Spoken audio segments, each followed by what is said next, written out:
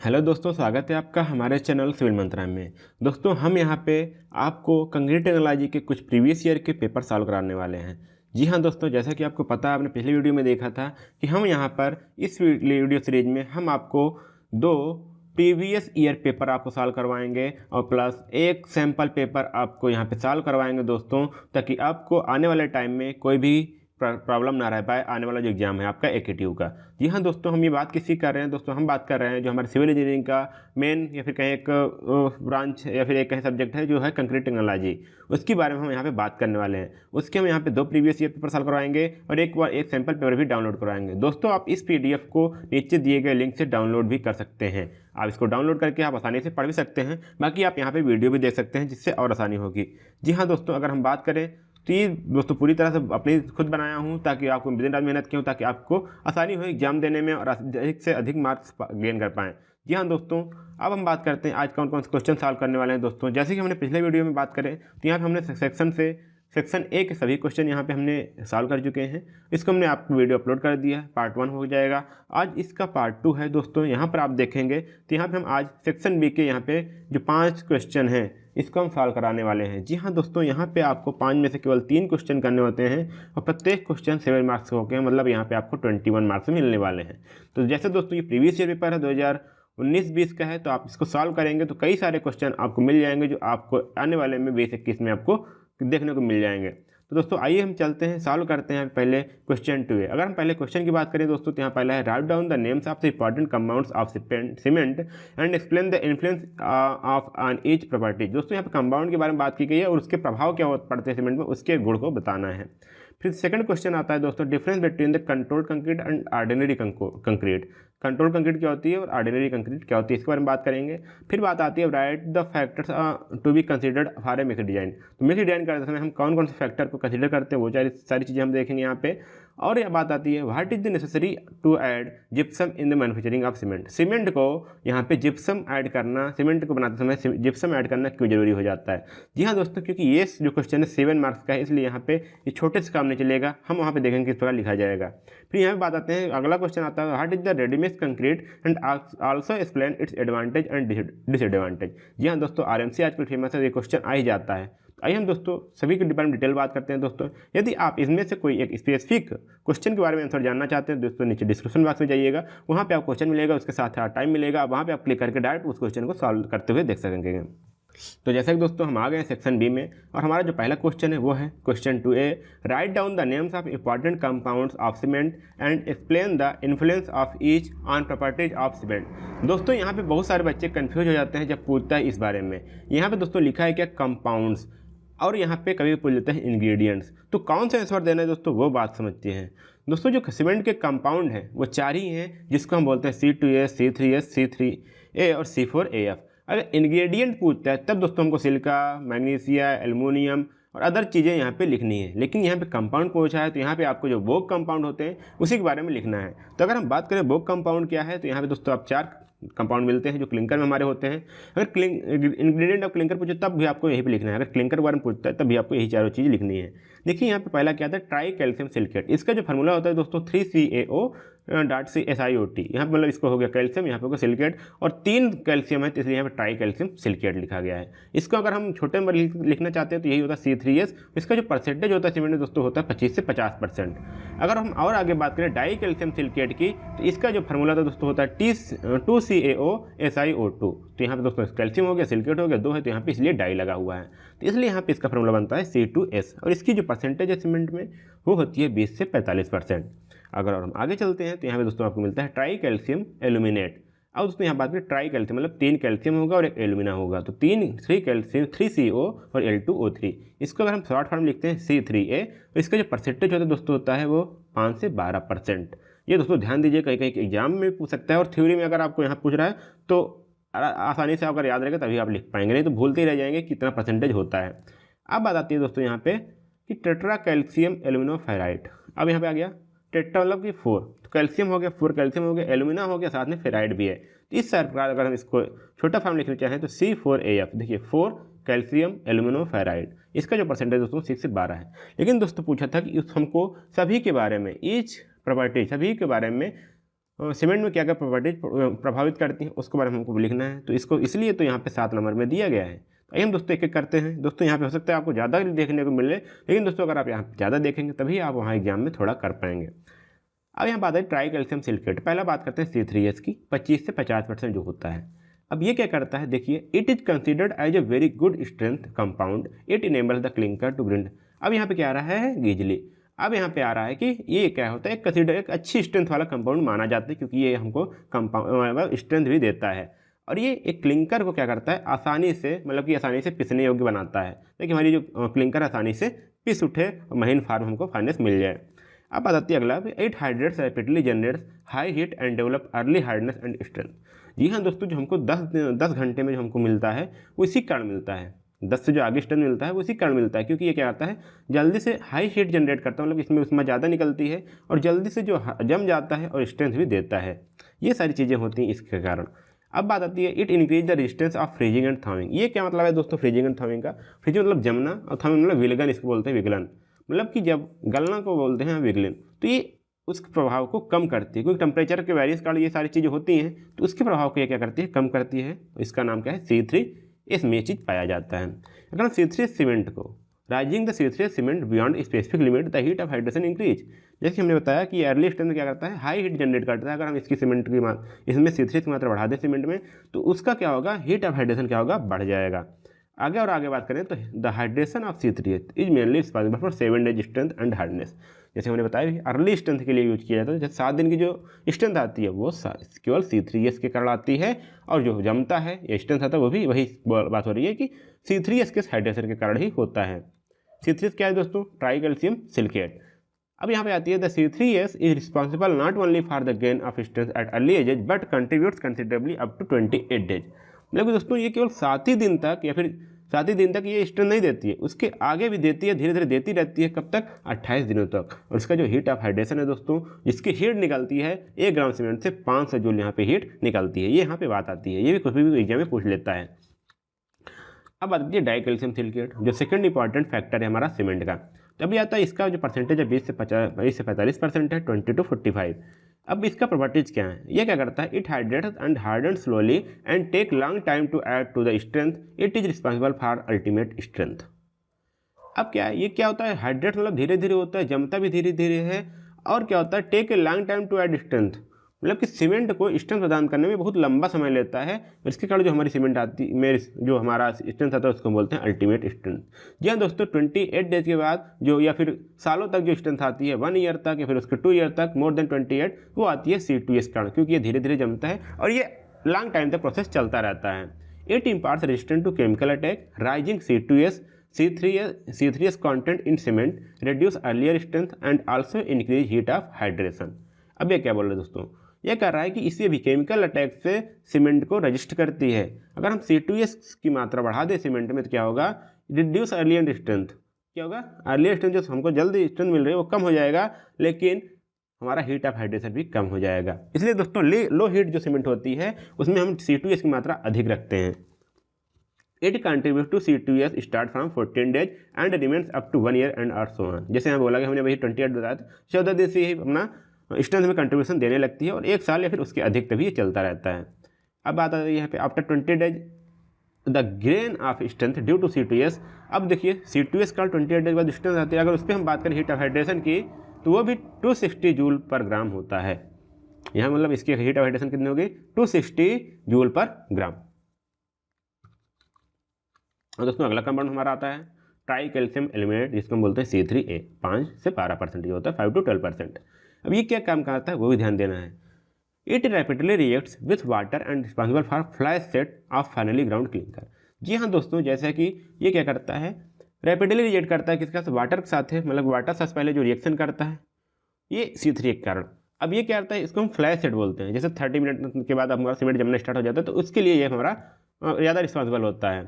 The flash set rapidly cement clinker is prevented by adding A retarder gypsum 2 to 3%। अब दोस्तों ये और जल्दी जमता है, लेकिन क्या करता है, इसको रोकने के लिए देखिए हम कंक्रीट को जो अपना प्लेस है उसको आसानी से, जो हमारा जहाँ पे हमको रखना है कंक्रीट को, उस सरफेस आसानी से प्लेस कर सके, उससे पहले न जम पाए, इसलिए हम इसमें जिप्सम मिलाते हैं ताकि जल्दी से न जम न पाए। उसकी परसेंटेज कितनी जिप्सम की, 2 से 3% होती है। Least stable compound because it is responsible for maximum heat of hydration and very less durable with respect to the susceptible characters in structure. अब क्या है दोस्तों, ये बहुत ही लीस्ट कंपाउंड है, मतलब कि थोड़ी कम मात्रा में है भी, और क्या है कि ये मैक्सिमम हीट ऑफ हाइड्रेशन है, इसके जब रिएक्ट करता है तो हीट की मात्रा अधिक निकलती है, और ये क्या होता है वेरी लेस ड्यूरेबल, मतलब इसकी ड्यूरेबल नहीं है, क्योंकि क्या करता है ये स्ट्रक्चर में क्रैक उत्पन्न करता है। सस्केप्टिबल है किसके लिए, क्रैक के लिए। इस क्रैक्स के लिए ये माना जाता है कि अगर इसकी मात्रा ज़्यादा कर देंगे तो ये जो हमारे स्ट्रक्चर है फिर कंक्रीट में क्या होगा, क्रैक्स उत्पन्न होने लगेंगे, जिससे वो उसकी ड्यूरेबिलिटी क्या हो जाएगी, कम हो जाएगी। यदि any cement having C3S content is more label for sulphate, अगर C3 की मात्रा अधिक है, मतलब जो हमारी लिमिट उससे ज़्यादा ना होने पाए, तो क्या होगा, सल्फर अटैक से बचाने के लिए भी बचाता है हमको। It contributes in 24 hours strength after addition of water. अब क्या होता है, जब हम वाटर को ऐड करते हैं इसमें तो 24 के लिए आवर के लिए जो हमारी स्ट्रेंथ आती है वो आती है C3A से। It has heat of hydration at 65 joule per gram. इसकी जो हीट ऑफ हाइड्रेशन है वो है 865 जूल पर ग्राम है दोस्तों, यह ध्यान दीजिएगा। अब यहाँ पे आता है फोर्थ नंबर क्या है दोस्तों, टेट्रा कैल्शियम एल्यूमिनोफेराइड, मतलब जिसको बोलते हैं C4AF। इसका जो परसेंटेज दोस्तों वो है 6 to 12%। इसके बारे में प्रॉपर्टी बात करते हैं, क्या क्या काम करता है दोस्तों, क्योंकि दोस्तों यहाँ सारी चीज़ें बात की गई है कि पहले कंपाउंड क्या है, उसका इफेक्ट क्या होता है सीमेंट पे, तो सारी चीज़ें हमको लिखनी पड़ेंगी। यदि आपको PDF चाहिए तो PDF नीचे डाउनलोड कर लीजिएगा ताकि आप इसको आसानी से बार बार पढ़ सकें। It is also responsible for high heat of hydration as compare to C2S and but less than C3A। अब क्या है, इसमें भी हीट ऑफ हाइड्रेशन होता है, लेकिन C2S के यहाँ पे है क्या, it also responsible for high heat of hydration as compare to C2S। C2S से ज़्यादा इसमें हीट ऑफ हाइड्रेशन होती है, लेकिन C3S क्या होती है, कम होती है। It's contribute in strength is very less. इसमें ये क्या करती है, स्ट्रेंथ ज़्यादा प्रदान नहीं करती, बहुत कम ही करती है।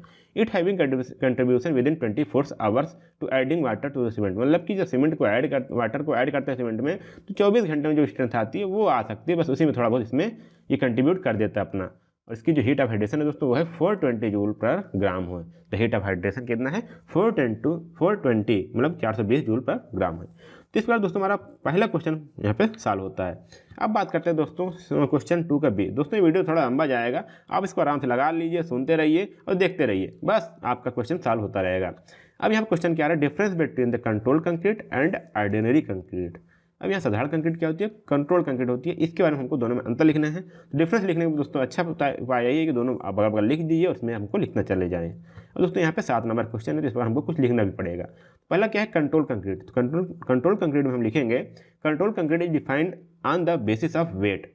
इसको हम जब यहाँ पे इसको मिक्स करते हैं तो कैसे करते हैं, यहाँ पे वेट के आधार पर करते हैं। और वहीं पे ऑर्डिनरी कंक्रीट जो होती है, हमारे जो बगल घर बनता है, स्ट्रक्चर कोई भी मकान बनता है, तो उसमें वॉल्यूम के अकॉर्डिंग हम यहाँ पे मिक्सिंग करते हैं कि 2 4 6 जो भी होता है, हमारा वाटर लेना है 2 4 सैंड लेना है 6 एग्रीगेट, इस प्रकार से जो भी होता है हम यहाँ पे देखते हैं, तो वो हमारा आता है ऑर्डिनरी कंक्रीट में। It is also known as design mix concrete. कौन सा, कंट्रोल कंक्रीट को हम बोलते हैं डिजाइन मिक्स कंक्रीट, और इसको हम बोलते हैं नॉर्मल मिक्स कंक्रीट या फिर volume batching.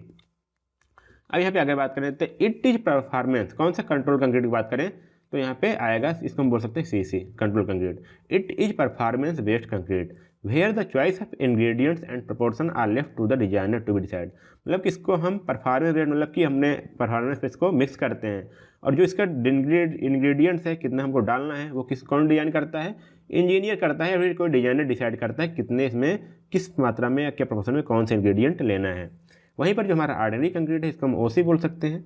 In this type of mix all the ingredients are prescribed and their proportion are specified. मतलब कि इसका जो इंग्रेडिएंट्स है कितना लेना है और उसका अनुपात क्या होगा वही हमारा यहाँ पे है। जैसे हम पढ़े होंगे 2 4 6, 2:4:6, या फिर 1 या कुछ भी होगा 1.5:3। ये सारे दोस्तों हैं, क्योंकि मतलब यहाँ पे क्या है कि हमको 2 सीमेंट लेना है, 4 सैंड लेना है और 6 क्या लेना है, एग्रीगेट। इस प्रकार से यहाँ पे प्रिस्क्राइब है। ये किसके लिए है, ऑर्डिनरी कंक्रीट के लिए है, लेकिन दोस्तों यहाँ पे मिक्स डिजाइन के लिए ऐसा कोई नहीं है। अब बात करते हैं 4th में, कंट्रोल कंक्रीट में भी use for concrete higher than M20। अगर M20 से ज़्यादा है यहाँ पे कंक्रीट, मतलब M20 के दोस्तों आप जानते हैं 20 क्या है, characteristic strength after 20 days of 150 mm3 ये होता है। तो यहाँ पे आप इसको देख सकते हैं। अब बात करते हैं ऑर्डिनरी कंक्रीट में क्या होता है कि यहाँ पे अगर M20 ले सकते हैं लोअर, इससे लोअर जो होते हैं वो आते हैं हमारे ऑर्डिनरी कंक्रीट में। 5 में बात करें तो यहाँ पता है it is design for structural work to gain quality strength and durability. अभी क्या है, इसके लिए कहाँ पे यूज करते हैं, जहाँ पे हमको क्वालिटी चाहिए, स्ट्रेंथ चाहिए और ड्यूरेबिलिटी चाहिए। और यहाँ पे नॉर्मल प्लेन सीमेंट कंक्रीट के लिए हमको इसको यूज करते हैं। किसको दोस्तों, यहाँ पे बात हो गई किसकी, ऑर्डिनरी कंक्रीट की। हम प्लेन सीमेंट कंक्रीट करते हैं। कंट्रोल कंक्रीट वहाँ पे यूज होता है जहाँ पर हमको क्वालिटी चाहिए, स्ट्रेंथ चाहिए और ड्यूरेबिलिटी चाहिए। Question 2C, right factors to be considered for a mix design. अब यहाँ पे बात आ रही है दोस्तों कि हमको मिक्स डिजाइन के लिए हमको कौन कौन से फैक्टर या फिर कारक हमको शामिल करना होता है, या फिर हम किन किन चीज़ों को देख करके कोई सी भी कंक्रीट का मिक्स डिजाइन करते हैं। तो अगर हम इसकी आंसर की बात करें दोस्तों, तो यहाँ पे पहला आंसर आ जाता है क्या, देखिए, concrete mix design procedure for a particular grade of concrete depends on the following requirement. हमको किसी भी एक पर्टिकुलर ग्रेड चाहिए, कैसे डिसाइड करेंगे हमको किस ग्रेड का ग्रेड चाहिए, उसके लिए ये सारी चीज़ें जो फैक्टर हैं उसको हम डिफाइन करते हैं। जैसे कि क्या है, characteristics strength of concrete required, मतलब कि उसको हमको जो कैरेक्टरिस्टिक्स स्ट्रेंथ है कितना हमको चाहिए, पहले चीज़ हो गया। सेकंड हमको डिग्री ऑफ वर्केबिलिटी रिक्वायर्ड, हमको कितना उसकी वर्केबिलिटी चाहिए। डिग्री ऑफ वर्केबिलिटी क्या होगी, कितने आसान से हमको प्लेस करना है, 0.35, 0.4, आप देखते हैं वाटर सीमेंट रेशियो होता है, उस हिसाब से हम यहाँ पे इसको देखते हैं वर्केबिलिटी की भी कितनी होनी चाहिए। इसके हम क्या करते हैं, स्लम टेस्ट करते हैं, वीवी कंसिस्टोमीटर टेस्ट करते हैं, कंपैक्शन फैक्टर टेस्ट होता है, ये सारे के इसके लिए होते हैं वर्केबिलिटी के लिए। तो इसी में से हम पूछते हैं कितना डिग्री हमको चाहिए। टाइप ऑफ सीमेंट हम कौन सा यूज करने जा रहे हैं ये भी हमको चाहिए। और क्या चाहिए, maximum nominal size of aggregate, हमको कितना जो हमारा एग्रीगेट यूज होने वाला है उसका मैक्सिमम साइज कितना है वो भी हमको यूज देखना पड़ता है। और यहाँ पे मिनिमम सीमेंट कंटेंट कितना होना चाहिए, उसमें सीमेंट की मात्रा कितनी हो, उसका वाटर सीमेंट रेशियो कितना होना चाहिए, एक्सपोजर कंडीशन कितना होना चाहिए, मतलब कि उसका इन्वायरमेंट कितना है जहाँ हम कंक्रीट को यूज करने वाले हैं। पता चला हम डिजाइन कर दिए इंडोर के लिए, इंडोर रूम के लिए, और हम यूज कर दिए जाकर सी वाटर में, तो दोस्तों अलग हो गया ना। तो इसी प्रकार हमको यहाँ पे देखना पड़ता है उसकी कंडीशन क्या है, हम कहाँ पे किस इन्वायरमेंट में उसको हम यूज करने वाले हैं। अब आ जाती है 8th में maximum temperature of concrete at the time of placing. जब हम कंक्रीट को या फिर प्लेस कर रहे हैं किसी स्थान पर या किसी प्लेस पर, तो उसमें वहाँ का टेम्परेचर कितना है, टेम्परेचर हायर है या फिर मिनिमम है। इस प्रकार से हम क्या करेंगे, उसमें एडमिक्सचर मिलाएंगे। Method of transporting and placing, अब हम क्या कर रहे हैं, ट्रांसपोर्ट के लिए कौन सा मेथड यूज कर रहे हैं या फिर प्लेसिंग के लिए कौन सा यूज कर रहे हैं। क्योंकि दोस्तों मान लीजिए ट्रांसपोर्टेशन में हम मान लीजिए कहीं दूर से कंक्रीट मंगा रहे हैं और क्या वो रास्ते में सेट हो जाए, या प्लेसिंग करते हुए कोई ऐसा इक्विपमेंट यूज कर रहे हैं जो सही से ऑपरेट ना होता है, फिर कोई अलग है जहाँ जो हाई जिसके लिए वर्केबिलिटी ज़्यादा रिक्वायर हो। इस प्रकार से यहाँ पे हम देखना पड़ता है कौन कौन सा इक्विपमेंट यूज हो रहा है, मेथड कौन सा है। अब आती है डिग्री ऑफ सुपरविजन, हम जो वहाँ पे सुपरवाइजर है वो कितनी आसानी से उसको प्लेस करवा रहे हैं, एक्सपीरियंसदार हैं कि नहीं है, उसके लिए यहाँ पे हमको फैक्टर कंसिडर करना पड़ता है। उस हिसाब से हमको यहाँ पे सारी चीज़ें मिलानी पड़ती हैं, इंग्रेडिएंट को ध्यान देना पड़ता है। अर्ली एज स्ट्रेंथ रिक्वायरमेंट, हमको जल्द से जल्द कितनी एज चाहिए ताकि हम उसका फार्मवर्क हटा सकें। जितना जल्दी फार्मवर्क हटाना है उतना जल्दी हमको स्ट्रेंथ चाहिए, तो उसके लिए भी हम यहाँ पे कंक्रीट को डिजाइन करते हैं और इसको भी हम फैक्टर कंसीडर करते हैं। मैक्सिमम सीमेंट कंटेंट कितना होगा, मिनिमम तो वहाँ देख लिए, मैक्सिमम कितना होगा इसको भी देखना पड़ता है। टाइप ऑफ एग्रीगेट कौन सा है, दोस्तों वहाँ साइज की बात थी, यहाँ पे एग्रीगेट की बात है, टाइप की कौन सी होनी चाहिए। और यहाँ पे है usage of admixture, type of admixture, कौन सा टाइप ऑफ एडमिक्सचर हम यूज करने वाले हैं, और condition to use such admixture, और इन एडमिक्सचर को यूज करने की कंडीशन क्या क्या है।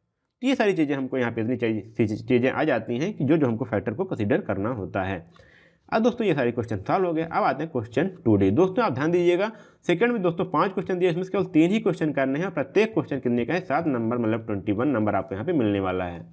अब दोस्तों यहाँ पे आप इसको चाहे जिस प्रकार सॉल्व करिए, आप चाहे जो क्वेश्चन सॉल्व करिए, लेकिन हमारा कर्तव्य है पूरे सभी क्वेश्चन को सॉल्व कराना, इसलिए हम सभी क्वेश्चन को सॉल्व करवा रहे हैं। अब इसका PDF दोस्तों नीचे डिस्क्रिप्शन लिंक में डाउनलोड कर सकते हैं। Question 2D। अब दोस्तों यहाँ पे आ रहा है कि what is necessary to add gypsum in the manufacturing of cement. दोस्तों आपको अगर बोला जाए तो आप केवल इतना ही लिखेंगे कि क्योंकि हमको क्या चाहिए, रिटार्डर काम करता है ये और हमको टाइम इंक्रीज करता है। जी हाँ दोस्तों, अगर उसी के लिखने का तरीका आ जाए तो बस उतना ही लिखना है, वही चीज़ काम करता है। लेकिन आप अगर बात करेंगे तो किस प्रकार काम करता है ये भी अगर आप समझ जाएंगे तो और अच्छी बात है। The main purpose of adding gypsum in the cement is slow down in hydration process of cement once it is mixed with water. जी दोस्तों, जैसे मैंने बताया वही बात बोली गई कि हम जो हमारा सीमेंट में जिप्सम ऐड करने का मुख्य कारण है वो ये है कि हम क्या करते हैं, हाइड्रेशन प्रोसेस को कम करते हैं। जो हमारा हाइड्रेशन प्रोसेस होता है वाटर को सीमेंट के मिक्स करने के साथ, जब हमारा हाइड्रेशन प्रोसेस कम हो जाएगा तो क्या होगा, हमको टाइम मिल जाएगा कि जब पूरी तरह हाइड्रेशन हो जाएगा तो उसके बाद सीमेंट सेट होना स्टार्ट कर देगा। तो ये चीज़ हमको टाइम बचाना है ताकि हम इसको आसानी से प्लेस कर सकें। The process involve in hydration to of the cement is that when the water is added into cement it starts with react with it start react with the C3A and hardens. अब दोस्तों जब जैसे हम water को मिलाए तो क्या करेगा, C3A के साथ रिएक्ट करने लगेगा और क्या होने लगेगा, जमने लगेगा। The time taken in the process is very less which does not allow the time for transporting, mixing and placing. और इतना टाइम कम होता है कि हम उसके जो टाइम इतना कम होता है कि हम उसमें ना तो ट्रांसपोर्ट कर सकते हैं, ना तो मिक्स कर सकते हैं, ना प्लेस कर सकते हैं। तो ये सारी चीज़ें दिक्कतें आती हैं। इसलिए हम क्या करते हैं यहाँ पे, when gypsum is added into the cement and water is added it to it reaction with C3 particle take place to form ettringite. अब बात आती है क्या, ये इंट्रिंजाइट वर्ड क्या है, इसको हम समझाएंगे। अब देखिए, जिप्सम को हम सीमेंट में ऐड किए, फिर वाटर को ऐड किए, ये C3 पार्टिकल के साथ रिएक्ट करने लगा तो क्या बनेगा, एक ये दोस्तों कंपाउंड है इंट्रिंजाइट। अब यहाँ पे देखिए बात लिखी गई है, यहाँ से यहाँ तक हम बताएंगे। Ettringite is a primary constituents of hydration of Portland cement concrete. Its formation plays a important role in the control of setting. अब यहाँ पे बात आती है, और इसी को कंट्रोल कर लिए जो यहाँ पे जम रहा है, तो यही बात आती है कि ये हमारा इनिशियल सेटिंग टाइम को बढ़ा सकती है। तो ये क्या है दोस्तों, एक प्राइमरी कंस्टिट्यूएंट है जब हमारा पोर्टलैंड सीमेंट हाइड्रेशन होता है, हाइड्रेशन का प्रोसेस स्टार्ट होता है पोर्टलैंड सीमेंट का या फिर PCC का, तो वही चीज़ यहाँ पे आता है। प्राइमरी जो एक कंस्टिट्यूएंट बनता है उसको बोलते हैं इंट्रिंजाइट। इसलिए यहाँ बताना अच्छा था कि बता दें, नहीं तो आपको आगे कन्फ्यूजन होती रहती है। This ettringite is initially formed as very fine grained crystal which form a coating can the surface with C3 particles. अब यहाँ पे एक छोटा पार्टिकल, ये बिल्कुल क्या होता है, क्रिस्टल के रूप में तो फाइन होते हैं, जिसका के ऊपर यहाँ पे C3 पार्टिकल्स का एक सरफेस होता है। These crystals are too small to bridge the gaps between the particles of cement and the cement mix therefore remains plastic and workable. अब यहाँ पे क्या है कि देखिए, the crystal are too small, इतने छोटे होते हैं कि small to bridge and gaps between the particles of cement. जो सीमेंट के पार्टिकल्स हैं उनके बीच क्या होता है, ब्रिज या फिर गैप नहीं बना पाते। और यहाँ पे इसके लिए क्या होता है, रिमेन्स प्लास्टिक, और उसके लिए प्लास्टिक बने होते हैं और वर्केबल बना होता है। जब यहाँ पे जब तक हमारा गैप बना है बस, ताकि वहाँ उसमें वाटर क्या होता है, अंदर होता है। अब जैसे ये हटा तुरंत हमारा क्या हो जाएगा, सीमेंट स्टार्ट हो जाएगा। अब मान लीजिए इस प्रकार सीमेंट है, इसके बीच में वाटर फिल है, तो इतना ही वाटर टच में है ना, जैसे ही हटा वाटर क्या हो जाएगा, पूरा फैल जाएगा, हर जगह वाटर पहुंच जाएगा, फिर वो स्टार्ट कर देगा। The time allowed for mixing, transporting and placing plays an important role in strength, composition and workability of concrete as gypsum retard the process of hydration, it turn as retarding agent of cement. अब इसके बारे में समझ चुके होंगे। अब क्या करता है, हमको टाइम चाहिए किसके लिए, मिक्सिंग करने के लिए कंक्रीट की, ट्रांसपोर्टिंग करने के लिए, उसको प्लेसिंग करने के लिए। और ये क्या करता है, एक अधिक भूमिका निभाता है किसमें, ताकि ये हमारा जो स्ट्रेंथ है, जो कंक्रीट की स्ट्रेंथ है वो मिल जाए अच्छी, उसका कंपोजिशन अच्छा हो जाए, और वर्केबिलिटी ऑफ कंक्रीट, मतलब कि कंक्रीट की वर्केबिलिटी बनी रहे। अब सीमेंट अगर हमारा मान लीजिए कंक्रीट सेट हो गया तो उसमें कौन सी वर्केबिलिटी रह गई, उसको हम कहीं प्लेस कर पाएंगे क्या, नहीं दोस्तों। इसलिए हमको वर्केबिलिटी ऑफ कंक्रीट चाहिए। As gypsum retards the process of hydration, जैसा कि जो हमारा जिप्सम है वो क्या करता है, हाइड्रेशन के प्रोसेस को कम करने लगता है, इसलिए हम इसको रिटार्डिंग एजेंट ऑफ सीमेंट भी बोलते हैं। ये सारी चीज़ें दोस्तों यहाँ पे होती हैं। अब दोस्तों एक क्वेश्चन और है जो आपको शायद कहीं मिले, यहाँ पे आप देख सकते हैं, effect of gypsum on cement concrete. अब दोस्तों जो जिप्सम क्या है सीमेंट कंक्रीट पर क्या इफेक्ट डालती है उसको भी देख लिया जाए, ताकि दोस्तों ऊपर वाला ना याद रहे। तो अगर आप इतना लिख दिए तब भी आपको बहुत सारे पॉइंट आप बढ़ा के लिख सकते हैं। जैसे क्या, gypsum prevent flash setting of cement during manufacturing. जब सीमेंट बन रहा होता है तब वो हमारे फ्लैश सेटिंग को रोकता है, ताकि वो तुरंत जम न जाए। It retards the setting time of cement. अब यहाँ पे सीमेंट के सेटिंग टाइम को क्या करता है, कम करता है। Allow a longer working time for mixing, transporting and placing. यह हमको मिक्सिंग मिलाने के लिए, ट्रांसपोर्टिंग मतलब जो यातायात द्वारा हम एक दूसरे समय ले जाते हैं, और प्लेस करने के लिए हमको क्या करता है, एक लंबा समय प्रदान करता है। फोर्थ की बात करें, when water is mixed to cement, illuminates and sulfates get react and evolve some heat, but gypsum acts as a coolant and brings down the heat of hydration। अब देखिए बात आ गई ना, हीट ऑफ हाइड्रेशन को कैसे कम करता है। अब सीमेंट को मिलाया गया, जिप्सम को मिलाया गया सीमेंट में, सॉरी यहाँ देखिएगा, water is mixed to cement. जब वाटर को हम सीमेंट मिलाते हैं तो क्या करता है, एल्यूमिना जो होती है, सल्फेट क्या होती है, उसके साथ क्या करने लगता है, रिएक्ट करने लगता है वाटर हमारा। फिर क्या होता है, इसमें कुछ हीट उत्पन्न होने लगती है। अब जिप्सम क्या करता है, इसके लिए कूलेंट मतलब कि ठंडक काम करता है, इसको ठंडा देता है। भैया आप ऐसे में बैठ जाओ, अब हम आज से AC लेकर के आ गए, अब तुम ज़्यादा गर्म हो नहीं पाओगे, तो वही चीज़ें हैं पूरा। And brings the down the heat of hydration, उसके करके होता है जो हीट निकल रही है उसको कम कर देते हैं, भाई आराम से बैठ जाओ। ये सारी चीज़ें यहाँ पे होती है।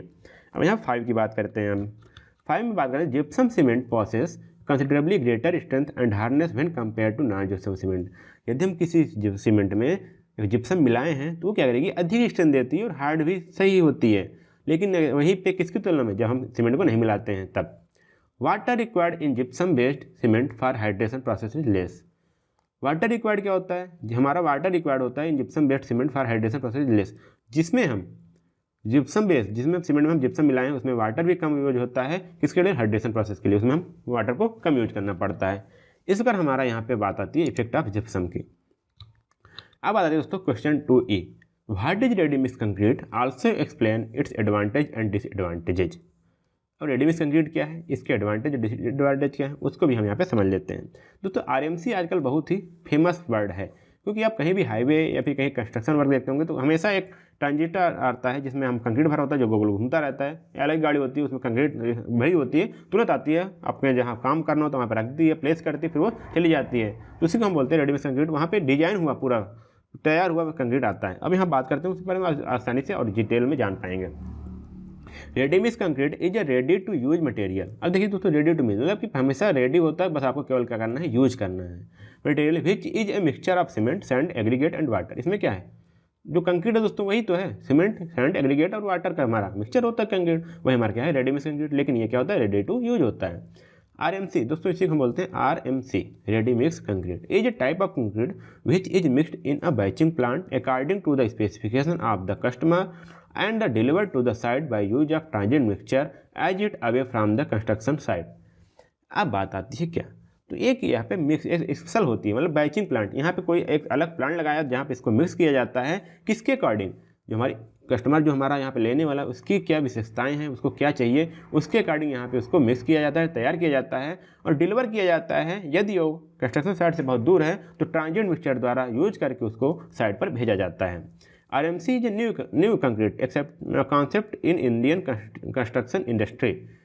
अब यहाँ पे क्या है, इंडियन जो हमारी जो भारतीय सब कंस्ट्रक्शन प्रणाली है, जो हमारी इंडस्ट्री है, उसमें एक नया वर्ड आया, नया है, इंट्रोड्यूस बिफोर 1 decade, मतलब एक दशक के पहले ये हमारा इंट्रोड्यूस हुआ है। It was initially not adopted by the contractors, ये पहले नहीं बनाया जाता था, बोला गया it is not adopted by constructor because it is costly due to its large equipment and machineries and also due to high tax on RMC।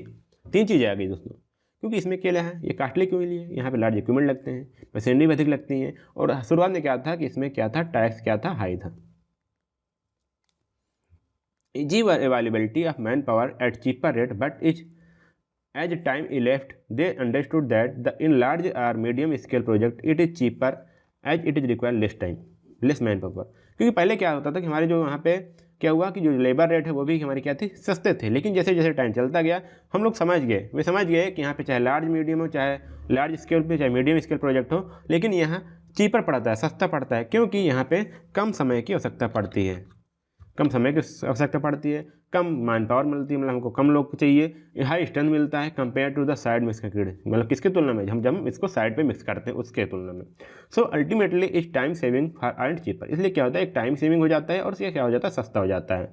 RMC is also eco friendly as it reduce the noise and air pollution because mixing is done closed chamber as compare to site mix concrete. अब यहाँ पे क्या है, ये फायदा भी आ जाता है, क्या आ जाता है कि यहाँ पे क्या है, इको फ्रेंडली है और ये नॉइज को भी कम करती है, एयर पोल्यूशन को भी कम करती है, क्योंकि क्या होता है, क्लोज चैम्बर में, जहाँ ये बैचिंग प्लांट होता है वह क्लोज चैम्बर में पूरा सीमेंट कंक्रीट हमारा तैयार होता है। और अगर वहीं पे हमारा अगर साइड मिक्स कंक्रीट है तो हमारा खुले में करते हैं, कहीं धूल उड़ रही, कहीं कुछ उड़ रहा है, कहीं जो हमारा सीमेंट है वही उड़ता रहा है, कई सारी चीज़ें आती हैं वहाँ पर, ये यहाँ पर आ जाता है। अगर एडवांटेज की बात करें तो उसके बारे में थोड़ा बात कर लेते हैं। Better quality concrete is produce, मतलब कि जो कंक्रीट होती है वो बेटर क्वालिटी, उसकी क्वालिटी अच्छी होती है।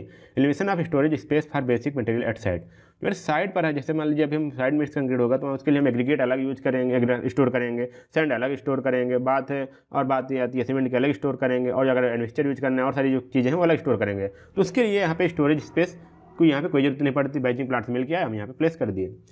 Elevation of hiring plant and machinery, अब यहाँ पे हमको कोई प्लांट की भी नहीं हायर करनी है, ना कोई मशीन को हायर करना है, केवल हमको क्या करना है, बस ऑर्डर देना है और वो हमको रेडीमेड मिल जाएगा। Wastage of basic material is avoided, और तो यहाँ पे जब प्लांट में यूज हो रहा है तो हमारा जो वेस्टेज है उसको हम कहीं ना कहीं यूज कर लेते हैं, इसलिए वो हमारा वो भी बच जाता है। Labour associated with production of concrete is eliminated, अब यहाँ पे जो लेबर हैं लगे हुए हैं प्रोडक्शन के साथ वो भी बहुत कम लगते हैं, क्योंकि सारी काम क्या होता है, मशीनों से होता है। Time required is greatly reduced, जो हमको टाइम रिक्वायर हो रहा है वो भी घट जाता है। Noise and dust pollution at site reduce, जो हमारे साइड पर हमारे नॉइज हो रहे हैं, मशीन चलती है तो नॉइज आते हैं, उसके बाद धूल उड़ती है वो भी हमारा कम हो जाता है। यहाँ पे साइड पे कोई वेस्टेज नहीं होता, इको फ्रेंडली इन्वायरमेंट होता है। तो ये सारी चीज़ें हमारे फायदे हो जाते हैं, लेकिन डिसएडवांटेज क्या होता है वो भी हमको ध्यान रखना चाहिए, क्योंकि दोस्तों इसी के साथ हमारा आंसर भी आज का वीडियो भी खत्म होने वाला, आप इसको ध्यान दीजिएगा। Disadvantage of ready mix concrete RMC। दोस्तों जैसे मैंने बता रहा हूँ, आप इसको PDF चाहिए तो नीचे डिस्क्रिप्शन लिंक में आप डाउनलोड कर सकते हैं, जिसमें आपको 3 पेपर मिलेंगे, 3 साल पेपर मिलेंगे। पहला क्या होगा, 2 आपको प्रीवियस ईयर पेपर मिलेंगे और प्लस 1 सैम्पल पेपर मिलेंगे। अब इसको डाउनलोड करके आराम से पढ़िए और आसानी से अच्छे से एग्जाम में अपना नंबर लाइए। हमारे नीड ह्यूज एंड इसके डिसएडवांटेज की बात करें, इसका कौन क्या क्या है, तो पहला बात आती है नीड ह्यूज इनिशियल इन्वेस्टमेंट, मतलब कि जो हमारी प्रारंभिक खर्च है वो क्या है, बड़ी है, अधिक लागत लगती है। तो ये तो साइड के लिए, अगर आप खुद लगा रहे हो तो उसके लिए, बाकी जो लगाता है वो तो अपना इन्वेस्टमेंट करता ही है। Not affordable for small project, small quantity of concrete. और मान लो जैसे छोटा प्रोजेक्ट चल रहा है जहाँ छोटी मात्रा में कंक्रीट हमको लगने वाली, तो उसके लिए यहाँ पे वो अफोर्ड नहीं कर सकता, इसलिए ये महंगे पड़ जाते हैं उसके लिए। Needs and effective transportation system from RMC to site. हाँ दोस्तों, क्योंकि यहाँ पे जब प्लांट से हमारा कंक्रीट चलता है ट्रांसपोर्टेशन के लिए, तो क्या होता है कि तुरंत वहाँ पे पूरा मिक्सिंग हो जाता है, वो सेट होना स्टार्ट हो जाता है। इसलिए हमको ट्रांसपोर्टेशन सिस्टम चाहिए, इफेक्टिव चाहिए। पता है रास्ते में जाम लग गया तो जैसे भी ये बात होती है, ट्रैफिक जाम और failure of the vehicle creates a problem if the proper dose of admixture is not given. ये तो सही एडमिक्सचर नहीं मिला है, सही रिटार्डर नहीं मिलाए हैं, तो मान लीजिए कहीं रास्ते में जाम लग गया या हमारे व्हीकल में कोई प्रॉब्लम आ गई, जैसे मान लीजिए कुछ इफेक्ट हो गया, इंजन खराब हो गया रास्ते में, कुछ भी हो गया, तो क्या होगा, वो उतना जो कंक्रीट हमारा फेल हो जाएगा, वो खराब हो जाएगा। तो इसलिए यहाँ पर कभी भी फेलियर के लिए भी चांसेस होते हैं। 5 हो जाता है labour should be ready on site to cart concrete in the position to vibrate it and compact it. अब दोस्तों मान लीजिए यहाँ पे हमारा क्या है, प्लांट है और यहाँ पे हमको साइड पे प्लेस करना है। अब यहाँ से चला, भाई जो ट्रांजिट मिक्सर होते हैं वो चलते हैं, वो घूमते रहते हैं। अब यहाँ पे आए तो यहाँ बोल रहा है कि यहाँ पे जो यहाँ पे लेबर हैं तो उनको तैयार आना है, किसके लिए, ताकि कंक्रीट को पोजीशन मतलब प्लेस कर सके जल्दी से, उसको वाइब्रेट और कम्पैक्ट भी कर सके। क्योंकि दोस्तों टाइम बहुत कम होता है, क्योंकि इतनी देर से पहले चला भी है और मान लीजिए वो सेट होने लगा, तो ये सारी चीज़ें यहाँ पे बात आती है। तो इसलिए यहाँ पे तुरंत तैयार होना चाहिए। 6 आता है concrete has a limited time span between mixing and going off means. अब यह क्या है, मिक्सिंग मतलब कि concrete has limited time span, जो हमारा टाइम स्पैन है कम है, किसके बीच, mixing and going off mix the ready mix concrete should be placed within the 90 minutes of batching at the plants. क्योंकि दोस्तों वहाँ से आने समय हमको 90 मिनट्स, केवल 90 मिनट्स में हमको क्या करना है, उसको उस बैच को हमको क्या करना है, प्लेस कर देना है कहाँ पे, साइड पर। तो ये दोस्तों हमारे कुछ डिसएडवांटेज होते हैं, क्योंकि हमको टाइम भी दे दिया होता है, ये सारी चीज़ डिसएडवांटेज हो जाती है। लेकिन तब भी आजकल क्या हो रहा है, RMC बहुत ज़्यादा यूज होता है। और दोस्तों फिर मिलते हैं अगले वीडियो में, सेक्शन 3 बात करेंगे। वहाँ पर आपको 2 वीडियो मिलेंगे सेक्शन 3 के, क्योंकि दोस्तों सेक्शन 3 बहुत ही लंबा हो जाता है, तो वहाँ पर अगर हम 2 पार्ट में आपको वीडियो बनाएंगे। बस दोस्तों आज के लिए बस इतना ही, फिर मिलते हैं अगले वीडियो में, तब तक के लिए जय हिंद, धन्यवाद।